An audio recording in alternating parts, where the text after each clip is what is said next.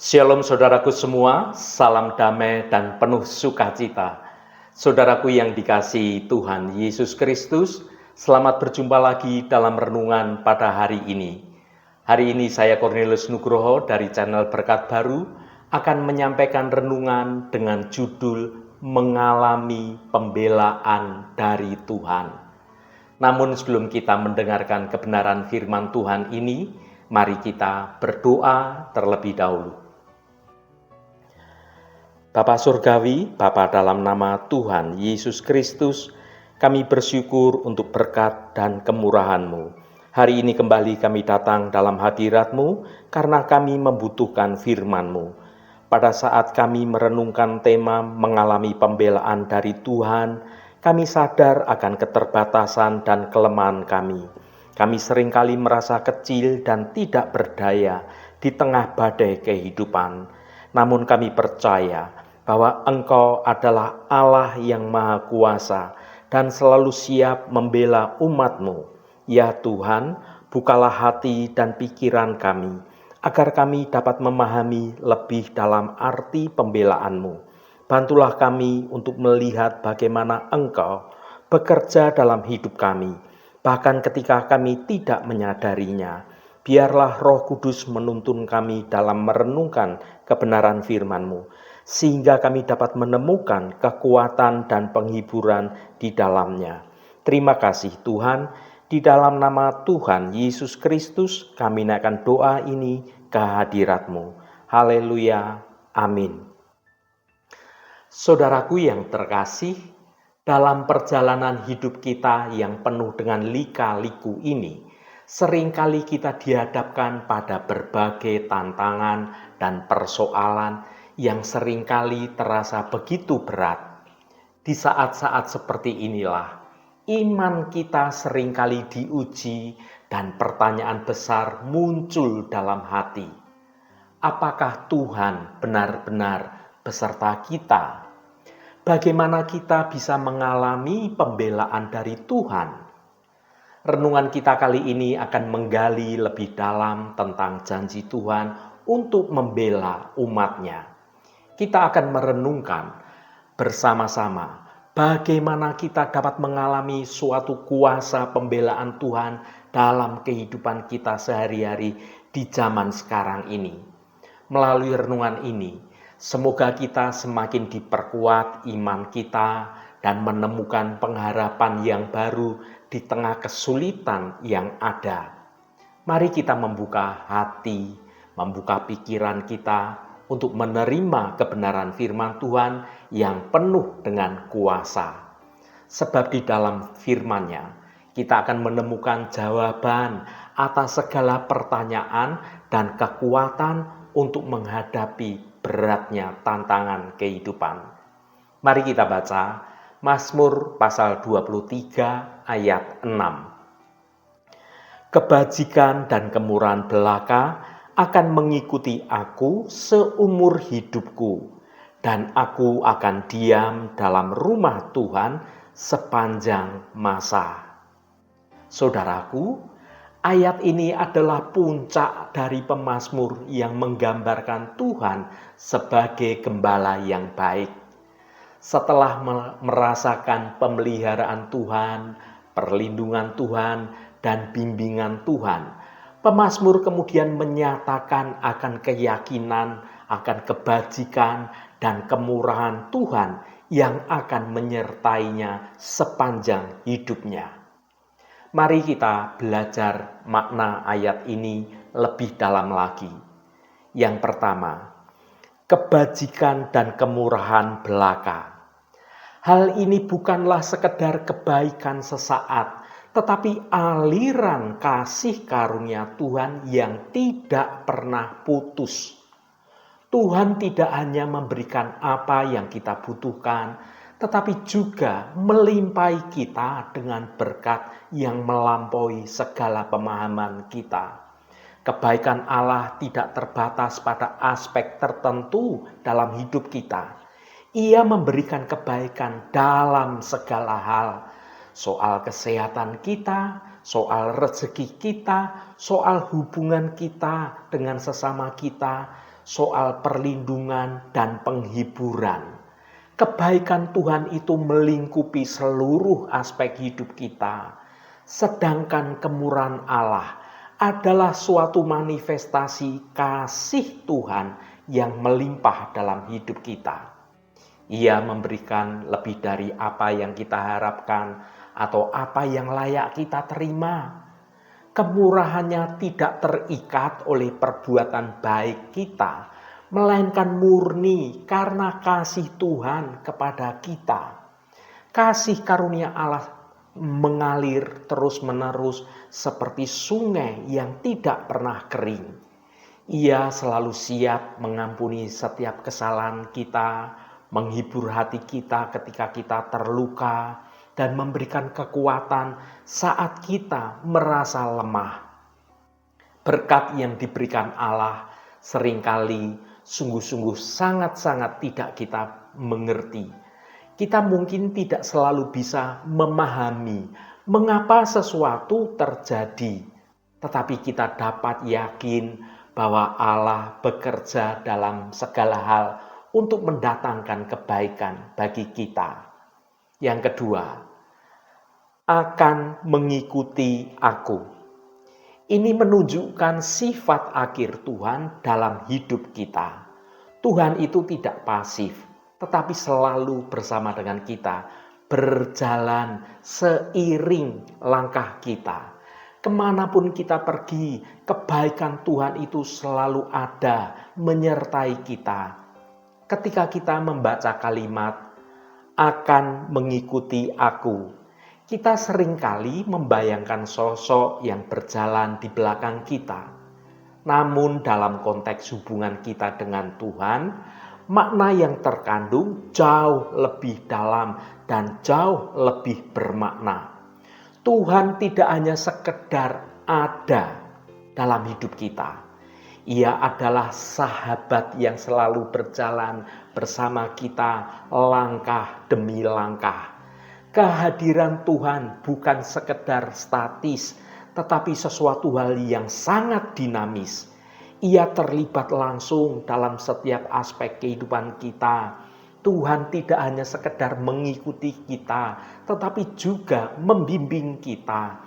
Ia adalah pemimpin yang menunjukkan jalan yang harus kita benar, yang harus kita lalui, jalan-jalan kebenaran Tuhan. Firman-Nya menjadi kompas yang menuntun kita melewati segala tantangan kehidupan ini. Sebagai Bapa yang penuh kasih, Tuhan itu selalu melindungi kita. Ia adalah benteng yang kokoh di tengah badai kehidupan kita. Yang ketiga, seumur hidupku. Janji ini memberikan kita kepastian dan harapan.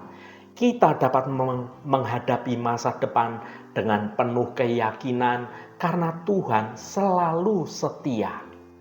Frasa ini menggarisbawahi sebuah komitmen yang sangat mendalam dan bersifat abadi, bersifat kekal. Ini bukan hanya sekedar janji biasa, melainkan sebuah ikrar yang berlaku sepanjang hayat. Janji ini tidak akan pernah berubah kapanpun, tidak peduli apa yang sedang terjadi. Janji itu tetap akan digenapi dalam hidup kita. Komitmen ini akan terus dipegang dengan teguh, bahkan dalam situasi yang sedang tidak baik-baik saja. Kita tetap dapat memegang janji kebenaran Tuhan ini. Ini adalah dasar dari sebuah hubungan yang kuat, di mana kedua belah pihak, kita dan Tuhan, saling mempercayai dan mengandalkan satu sama lain. Janji adalah sumber kekuatan dan sumber motivasi bagi hidup kita. Dengan adanya harapan, kita akan lebih bersemangat untuk menghadapi masa depan dalam kepastian akan janji Tuhan. Kita dapat menghadapi masa depan dengan penuh keyakinan karena Tuhan akan selalu setia. Yang keempat, dan aku akan diam dalam rumah Tuhan sepanjang masa. Saudaraku, hal ini merujuk pada hubungan yang dekat, hubungan yang intim dengan Tuhan. Ketika kita mengalami kebajikan dan kemurahan Tuhan, kita akan semakin rindu untuk tinggal di hadirat-Nya. Ayat ini mengungkapkan kerinduan mendalam seorang hamba untuk selalu berada dalam hadirat Tuhan. Ini bukan sekedar keinginan fisik untuk berada di tempat ibadah, melainkan lebih pada hasrat yang mendalam untuk mengalami suatu hubungan yang dekat, yang terus-menerus, yang kontinu dengan Sang Pencipta kita. Rumah Tuhan di sini bukan hanya merujuk pada bangunan fisik, melainkan juga akan kehadiran Tuhan itu sendiri dalam hidup ini. Ini adalah tempat di mana kita dapat bersekutu secara pribadi dengan Allah, mencurahkan isi hati kita dengan jujur dan merasakan kasih Tuhan ada dalam hidup ini. Kata sepanjang masa menunjukkan kerinduan yang tidak terbendung untuk selalu berada dalam hadirat Tuhan. Ini adalah ungkapan kerinduan akan persekutuan dengan Tuhan yang hangat, yang erat, yang dekat. Pengalaman akan kebajikan dan kemurahan Tuhan membuat hati kita semakin rindu untuk tinggal bersama dengan Tuhan.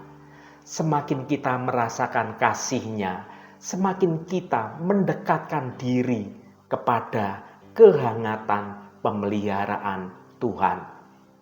Saudaraku yang dikasihi Tuhan, banyak orang merasa pesimis, merasa khawatir, merasa takut menghadapi hari esok karena melihat keadaan dunia yang semakin tidak baik-baik saja.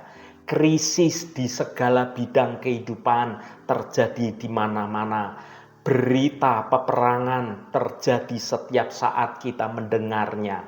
Tapi orang percaya sebagai anak-anak Tuhan tidak perlu takut dalam menghadapinya. Asalkan kita hidup benar, hidup seturut dengan kehendak Tuhan, akan ada jaminan perlindungan dan pemeliharaan dari Tuhan, berkat yang akan mengikuti kita.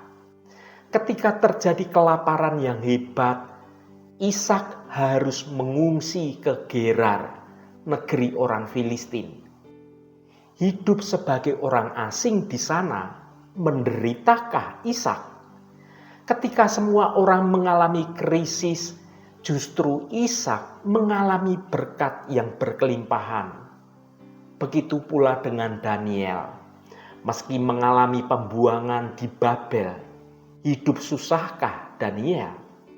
Ujian dan tantangan boleh saja datang, tapi kebajikan dan kemurahan Tuhan senantiasa mengikuti hidup Daniel. Terbukti ia selalu menjadi orang kepercayaan raja. Apa kuncinya untuk mengalami pembelaan dari Tuhan? Daniel berketetapan hati untuk hidup benar di hadapan Tuhan meski berada di tengah-tengah bangsa yang menyembah berhala. Karena itu kita tidak perlu berkecil hati di zaman sekarang ini. Tidak perlu menjilat siapapun, tidak perlu mencari muka kepada atasan atau kepada orang lain. Dimanapun kita ditempatkan, asal kita hidup benar, berkat Tuhan tidak akan lari kemana-mana.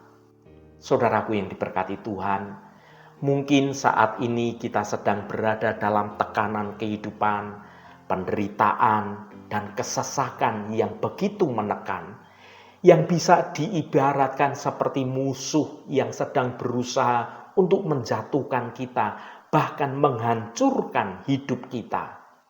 Tetaplah maju dan jangan pernah goyah, saudaraku. Lakukan saja apa yang menjadi bagian kita, yaitu hidup seturut dengan kebenaran firman Tuhan. maka Tuhan sendiri yang akan membereskan segala perkara yang menekan hidup kita. Mari kita baca Keluaran pasal 15 ayat 6.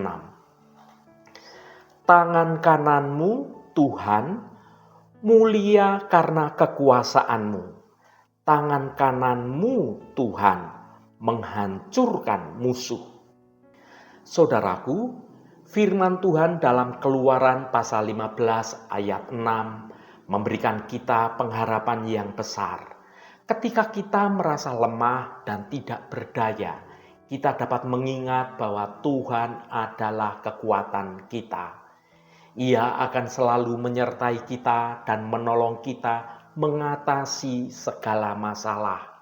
Artinya bahwa menghancurkan musuh bukanlah tugas kita, tapi bagian Tuhan yang akan berperkara dengan mereka. Karena itu kita tidak perlu merancang niat apapun untuk membalas.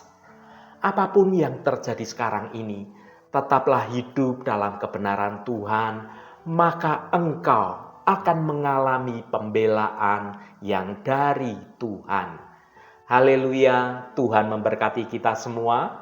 Mari kita tutup renungan ini dengan berdoa.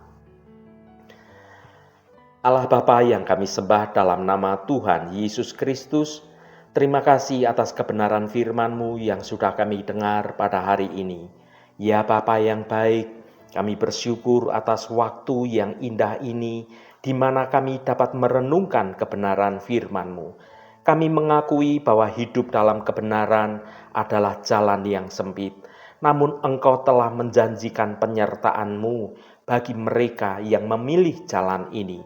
Kami mohon agar Engkau memampukan kami untuk terus berjalan dalam jalan kebenaran-Mu, meskipun dunia ini seringkali menawarkan jalan pintas yang penuh tipu daya.